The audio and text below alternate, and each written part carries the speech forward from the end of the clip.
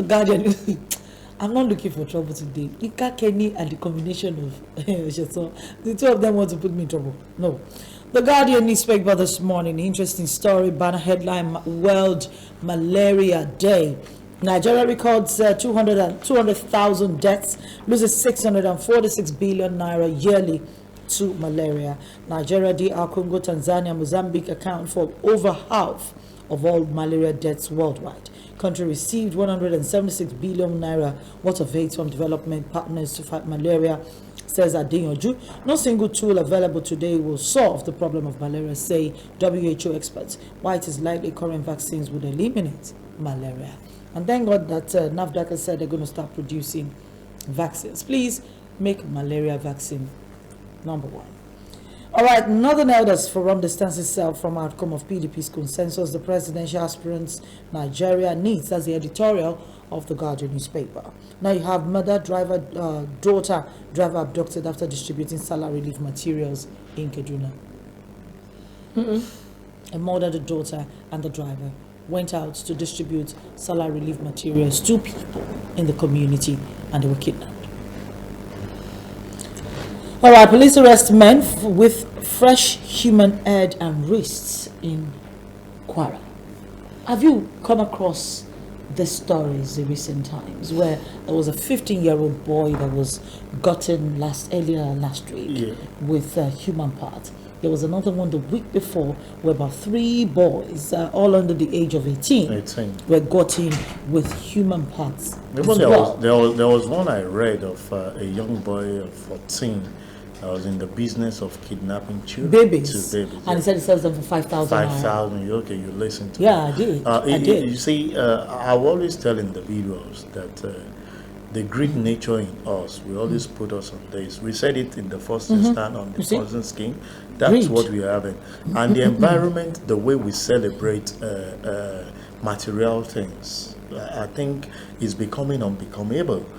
Within the religious houses, amongst friends, we put pressure on ourselves, trying to satisfy individual. And that's the result of what we're getting. If you ask yourself, a 15-year-old boy should still be in school, should not be thinking of money. So I can't, the first time I started talking about, I think I was in my 1820s.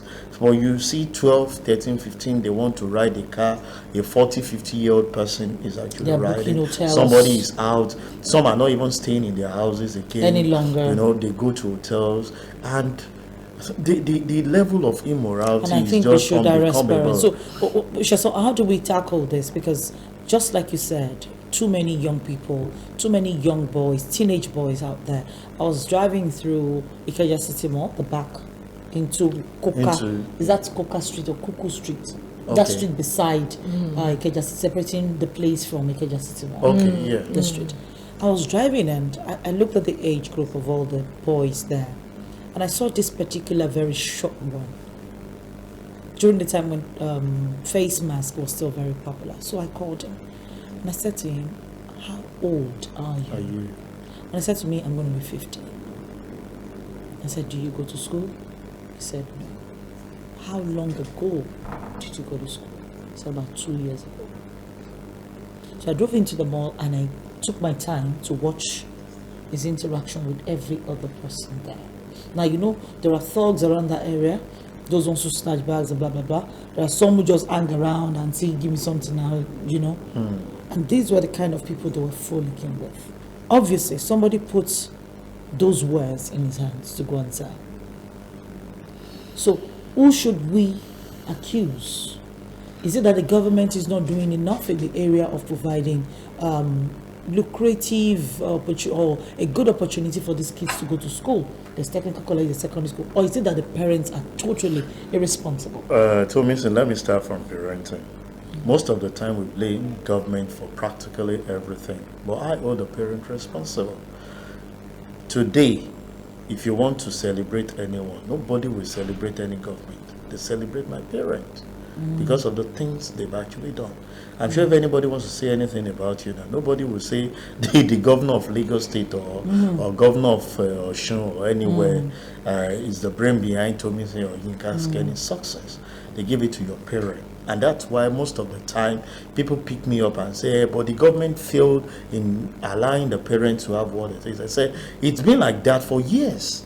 While we were growing up, There was I poverty know, too. yeah, I know the extent my parents would go to make sure. My mom didn't have the education as expected, but one of our focal point is that no, they always say it in Yoruba, Itoshi. you understand that no, I did not go to school because the opportunity was not there.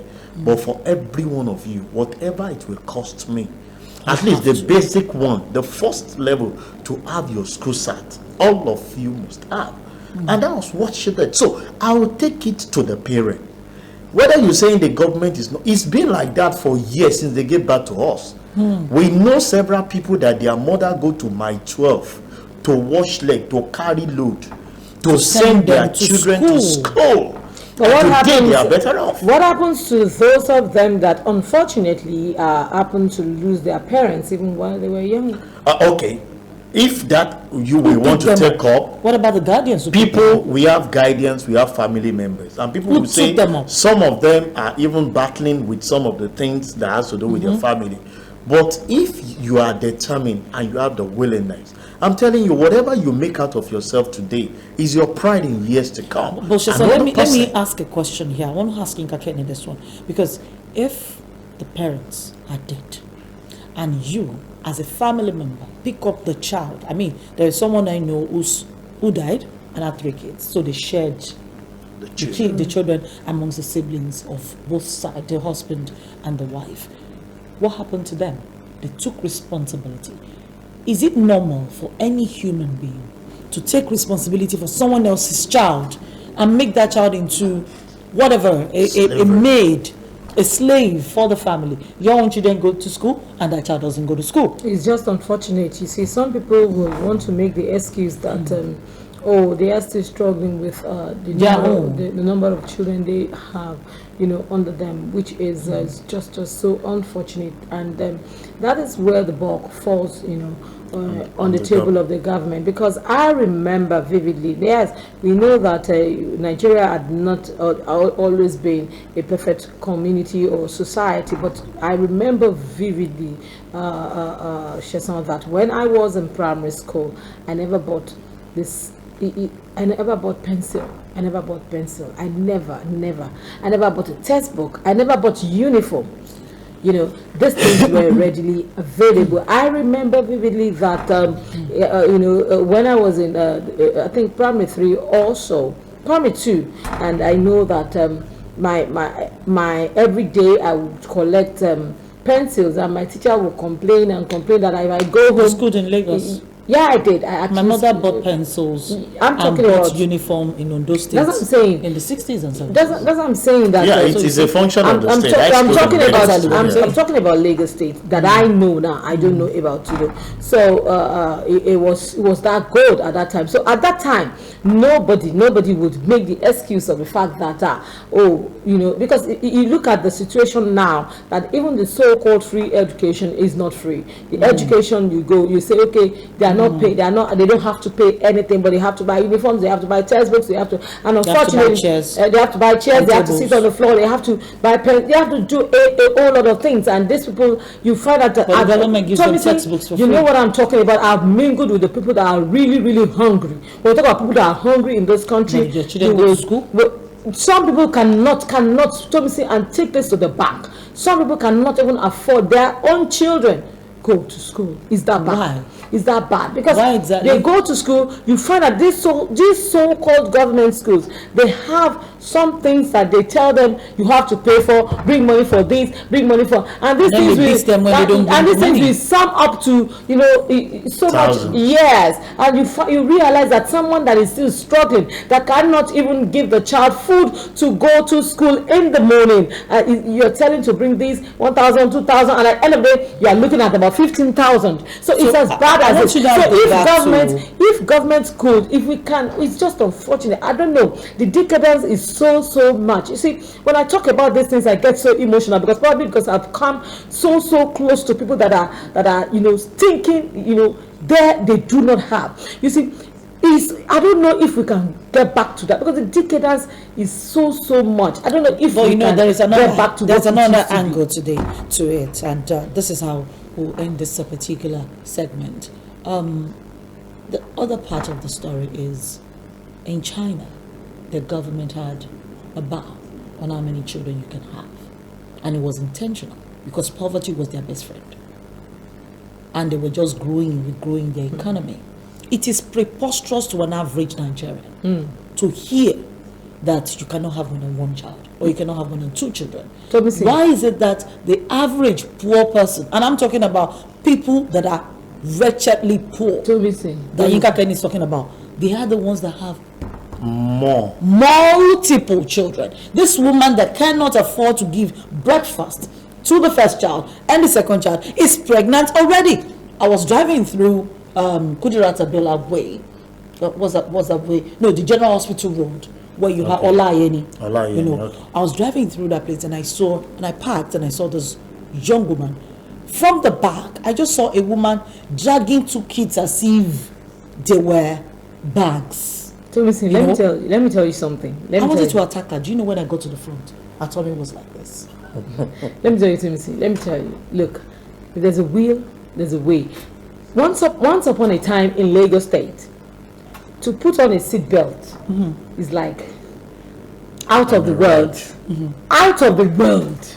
It's like, you see, when it started, it was even strange as in.